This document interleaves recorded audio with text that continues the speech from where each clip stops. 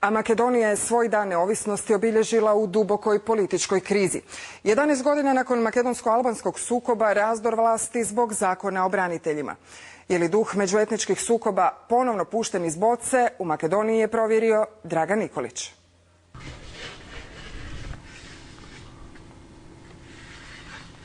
Spomenik borcima albanske nacionalne oslobodilačke vojske, povod za novu institucionalnu krizu u zemlji koja živi dvije paralelne stvarnosti, makedonsku i albansku. Na godišnjicu Ohridskog mirovnog sporazuma, prvi put uz salutiranje vojnika makedonske vojske, počast je ovdje odao ministar obrane, etnički Albanac. I neither feel sorry, neither express my apologies, because this is a process that should happen, and it's the responsibility of politicians to lead this process and to show the country the future that we have to build this country together. Premijer Grujevski, koji je Skoplje pretvorio u jedno od najužurbanijih balkanskih gradilišta, grad u kojemu spomenici postaju važniji od živih ljudi, odgovorio je hitnim nacrtom zakona o braniteljima. Procjenjuje se da bi za njegovu provedbu trebalo oko 340 milijuna eura, trećina državnog proračuna. Самите бранители кои го бара донесувањето на тој закон, владата, односно ВМРО ДПМН беше против, со образложение дека тоа ќе чини премногу. А сега, после 4 години, се сеќаваат на бранителите и тоа нормално кај луѓето буди сомнеш дека се работи за една најобична манипулација. Albanska stranka iz vladajuće koalicije najavljuje rad živaca, blokadu svih zakonskih prijedloga koje donese vlada. Zakon o braniteljima mogao bi potpuno paralizirati rad parlamenta. Në komisionin legjislativ mund të propozohen 1000-2000 amandamente, me çka 2000 amandamente Parlamentit të Maqedonisë i duhet së paku 5 vite. Голем абсурд, оние кои што ја нападнаа државата, оние кои што се виновни за убивањата, за страдањата, за уништувањето на Македонија, сега да барат право од истата таа држава.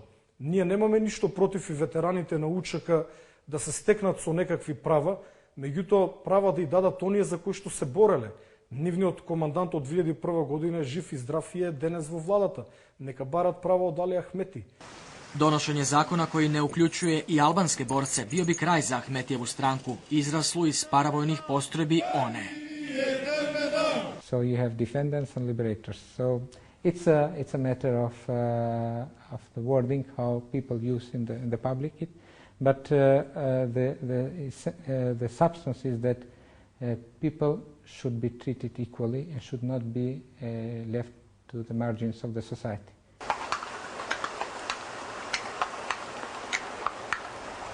Shqiptarët nuk kanë qenë terroristë, ashtu siç kanë deklaruar ato. Unë si ish komandant i kësaj zone këtu ne, unë kam mbrojt trollin tim, kam mbrojt familjen time, kam mbrojt vendin tim, sepse kam qenë i sulmuar nga vet ushtria e atij shtetit të cilit jetoj unë. Јас не знам за во 21 век некој да се бори за права во Европа со оружје. Тоа беше класична борба за територија, бидејќи тие се крена и се бораа само на делот каде што се живеат во мнозинство или можеби се на одредени места 100% етничко чисти албански средини.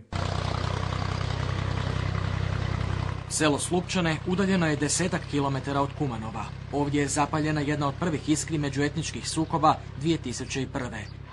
Dokazi da ožiljci još nisu zacijeljeni. I uz dvije obližnje brane 30.000 ljudi Lipkovskoga kraja u 21. stoljeću nema ni vodovoda ni kanalizacije.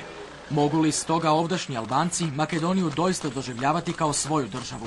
Dok su u Slupčanima željni pitke vode iz pipe, u sat vremena vožnja automobilom udaljenom iz Skoplju, u sumljivim tenderskim poslovima, grade se velebne osvjetljene fontane uz koje se živi život u boji.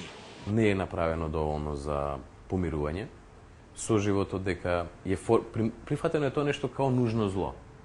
Дека ето, мора да се живее, тоа е наметнато, тоа мора да биде така.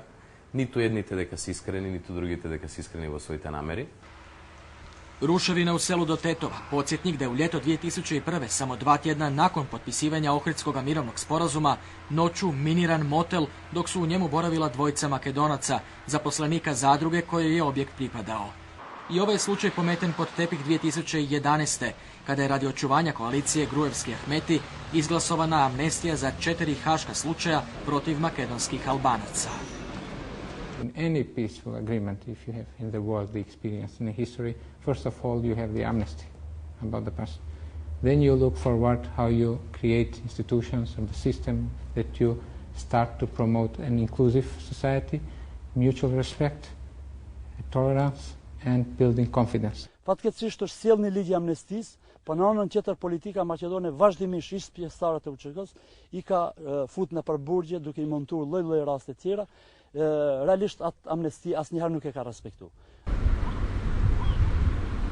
U brdima iznad Tetova vodili su se neki od najžešćih makedonsko-albanskih sukoba. Za etničke Makedonce bio je to rat za teritorij, za etničke Albance rat za prava, natopljena krvlju onih koji su pokopani na ovome groblju. To što je lani, 10 godina nakon potpisivanja Ohridskog mirovnog sporazuma, u stolac makedonskog ministra obrane zasio Albanac, ne znači da je lojalnost bivših boraca one službenome Skoplju išta iskrenija. Cvijeće na grobu Arbena Džaferija, nedavno preminuloga duhovnog vođa makedonskih Albanaca. Od 5 političara koji su 2001. potpisali Ohridski mirovni sporazum, živa su još 2, obojica Makedonci.